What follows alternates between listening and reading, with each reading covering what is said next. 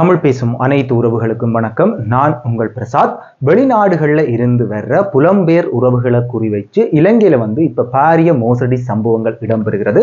அது தொடர்பாக அண்மையில நடந்த ஒரு சம்பவத்துடன் கூடிய ஒரு விழிப்புணர்வு காணொலி தான் இது. காணொலிக்கு போறதுக்கு முன்னாடி என்னுடைய சேனலுக்கு இப்பதான் நீங்க முதல்ல வாரீங்கன்னு சொன்னா மறக்காம என்னுடைய சேனலை சப்ஸ்கிரைப் பண்ணி வச்சுக்கொள்ளுங்க. அப்பதான் நான் போற ஒவ்வொரு காணொலியும் உங்களை சேரும். அண்மை காலமாக பல மோசடி சம்பவங்கள் இடம்பெற்று வருகிறது. அந்த வகையில வெளிநாட்டில இருந்து இலங்கைக்கு வந்த நபர் ஒருவர் ஒரு மோசடி சம்பவம் ஒன்று இடம்பெற்றிருக்கு. அதாவது ஏமாற்ற முற்பட்டிருக்கிறார்கள். அது தொடர்பாக அந்த நபர் பகிரங்கமாக இணையத்தில் ஆதாரத்தோட தன்னுடைய கருத்துக்களை முன்வைச்சிருக்கிறார். அது தொடர்பாக தான் இந்த காணொலியில் முழுமையா பார்க்க போறோம். அதாவது என்ன நடந்திருக்குன்னு சொல்லி பார்த்தீங்கன்னு சொன்னா, வெளிநாட்டில இருந்து ஒரு ஈழத்தமிழர், அதாவது யாழ்ப்பாணத்தை சேர்ந்த ஈழத்தமிழர் ஒருவர் கொழும்புக்கு வந்திருக்கிறார். கொழும்புல கொள்ளுப்பிட்டிய என்று சொல்லப்படுற ஒரு ஹோட்டல்ல ரூம் எடுத்து அவர் தங்கியிருக்கிறார். முக்கியமா எல்லாருக்குமே தெரியும், புலம்பெயர் உறவுகள் இலங்கைக்கு வரணும்னு சொன்னா கொழும்புல இறங்கிட்டு சில பேர் என்ன செய்யணும்னு சொன்னா யாழ்ப்பாணத்துக்கே வர மாட்டினோம், கொழும்புலேயே நின்றுட்டு தங்களுடைய உறவுகள் நண்பர்களை சந்திச்சுட்டு என்ன செய்யணும்டா திரும்பி போயிடணும். சில பேர் என்ன செய்யணும்னு சொன்னா தங்களுடைய விடுமுறை காலத்தை கழிப்பதற்காக கொழும்புக்கு வந்துட்டு சில நாட்கள் கொழும்புல பெரிய பெரிய ஹோட்டல்ல தங்கி நின்றுட்டு சில பேரை சந்திப்பினோம். அதன் பிற்பாடு தங்களுடைய இடங்களுக்கு வந்துட்டு மீண்டும் திரும்பி வெளிநாடுகளுக்கு செல்வது வழமை. அந்த வகையில வைத்தியர் ஒருவர் என்ன செய்யிருக்கிறான்னு சொன்னா கொழும்புல கொள்ளுப்பிட்டிய என்று சொல்லப்படுற இடத்துல இருக்கிற ஒரு பிரபல ஹோட்டல் ஒன்றுல தங்கி இருந்திருக்கிறார். அவர் தங்கியிருந்த அந்த ஹோட்டல்ல என்ன நடந்திருக்குன்னு சொன்னா, மாலை வேளையில அவர் அந்த உணவு எடுப்பதற்காக சென்றிருக்கிறார். அந்த உணவு எடுப்பதற்காக செல்ற வேளையில தன்னுடைய 4 நண்பர்களையும் அவர் அந்த ஹோட்டலுக்கு அழைச்சிருக்கிறார். இந்த வெளிநாட்டு நபர் உட்பட, வைத்தியர் உட்பட அவருடைய 4 நண்பர்களும் உணவு இருந்துகிறார்கள். மொத்தமாக 5 பேர் உணவு அருந்தி போட்டு நல்லா இருக்கு சாப்பாடுன்னு சொல்லி போட்டு என்ன செய்யணும்னு சொன்னா பிறகு அவன் பில்லை கொண்டு குடிக்கணும். அதிர்ச்சியான சம்பவம் ஒன்று அங்க காத்திருந்திருக்கு. அதாவது அவர் ரிசிப்டை பார்த்தோன்னே அவர் சாப்பிட்டதற்கான கணக்கு எவ்வளவுன்னு சொல்லி பார்த்தீங்கன்னு சொன்னா 30,240 ரூபா அந்த 4 பேரும் சாப்பிட்டதற்கான பில் வந்திருக்கு. அதுல எந்த பிரச்சனையுமே இல்லை. ஆனா மேலதிகமாக டேக்ஸ் அதுகள் எல்லாம் போட்டு என்ன நடந்திருக்குன்னு சொன்னா அவருடைய மொத்த பில் கணக்கு 40,638 ரூபாய் வந்திருக்கு. அவருக்கு ஒரு ஆச்சரியம் என்னன்னு சொல்லி பார்த்தீங்கன்னு சொன்னா, 30,000 ரூபாய்க்கு நான் சாப்பிட்டு இருக்கேன், அது பிரச்சனை இல்லை. ஆனா கிட்டத்தட்ட 10,000 ரூபாய்க்கு மேற்பட்ட வகையில டேக்ஸ் எனக்கு வந்திருக்குது. நான் அறிஞ்ச வரையில இலங்கையில இப்ப இந்த வெட் அதிகரிப்பு எல்லாருக்குமே தெரியும், 18% என்று தானே சொல்லி இருந்திருக்கு. இது கிட்டத்தட்ட 34% அதிகரிச்சிருக்கிறோம். ஏன்னு சொன்னா அந்த வரிக்கு. அப்ப அவர் என்ன செய்யறாரு சொன்னா அந்த ஹோட்டல் மேலாளரை சந்திக்கிறார் உடனடியாக. ஏன் இவ்வாறு எனக்கு நீங்க போட்டீங்க என்று கேட்கிறார். அவர் உடனே சொல்றார், இப்ப இலங்கையில வேட் அதிகரிச்சிருக்கு, அதனால தான் உங்களுக்கு இந்த பில் என்று சொல்றார். அப்ப அவர் கேட்கிறார், நீங்க 18% தானே வரி அதிகரிப்பு போட்டிருக்கணும், ஏன் கிட்டத்தட்ட 34% போட்டிருக்கீங்க என்று கேட்டிருக்கிறார். அப்ப அவர் கூறிய பதில், இந்த ஹோட்டல்ல சாப்பிடணும்னு சொன்னா 10% அந்த சர்வீஸ் சார்ஜுக்காக நாங்க வரியா அறவுறோம் என்று சொல்லி.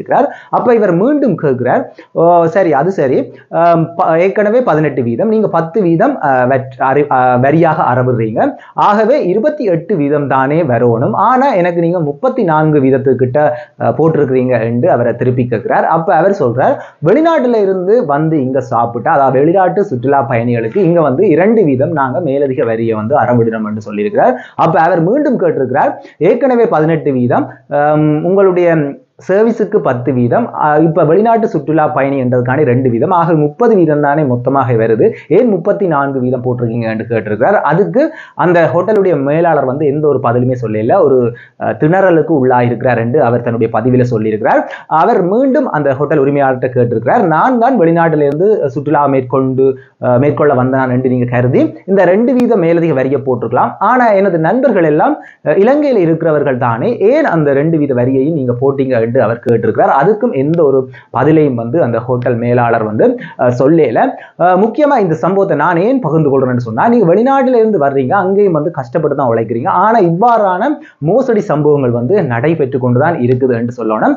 அந்த பில்லை நான் உங்களுக்கு இதுல கொடுக்குறேன் பாருங்க, அந்த பில்லில் அந்த டீடைல்ஸ் போட்டிருக்கும். இது இப்ப சமூக வலைத்தளங்கள்ல வைரலாகி கொண்டு வருது.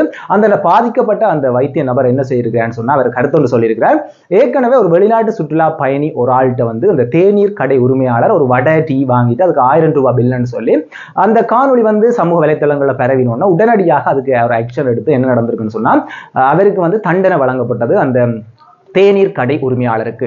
ஆனா இவ்வாறு பெரிய பெரிய அந்த பண விழுங்கி முதலைகள் என்று சொல்லப்படுற இவ்வாறு ஹோட்டல்கள் நடத்துகிறார்கள். சில பேர் எல்லாரையும் நான் சொல்லல, இவர்களுக்கான தண்டனைகள் இப்போது வழங்கப்படும் என்று கேட்டிருக்கிறார். அதாவது ஒரு சிறிய நபர்கள் வந்து ஒரு பிழை செய்தால் உடனடியாக தண்டிக்கப்படுகிறார்கள் அல்லது அவர்களுடைய அபராதம் விதிக்கப்படுகிறது. ஆனா இவ்வாறு மோசடிகளில் ஈடுபடுற பாரிய பணத்தை வந்து மோசடி கொள்ளையடிக்கிற நபர்களுக்கு வந்து எந்த ஒரு தண்டனையும் விதிக்கப்படுறதில்லை.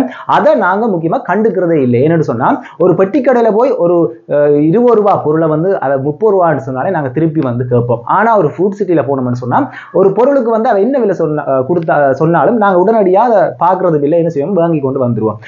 அந்த இடங்கள்ல நாங்க வித்தியாசமான கோணங்கள்ல வந்து நாங்க நடந்து கொள்றோம். ஆனா நாங்க வந்து ஒரே நபரா இருந்தாலும் வெவ்வேறு இடங்கள்ல வந்து வித்தியாசமான வகையில நடந்து கொள்றோம் என்றதுதான் உண்மை. முக்கியமா பாத்தீங்கன்னு சொன்னா நாங்க பெட்டி கடைகள்ல வந்து சின்ன சின்ன ஆட்கள்கிட்ட வந்து நாங்க பேரம் பேசி பெரிய ஆட்கள்கிட்ட வந்து நாங்க என்ன செய்ய மாட்டோம், பெரிய பெரிய கடைகள்ல வந்து எங்களுடைய பணத்தை வந்து முற்றாக இழக்கிற சம்பவங்களும் பதிவாகி கொண்டு வருது.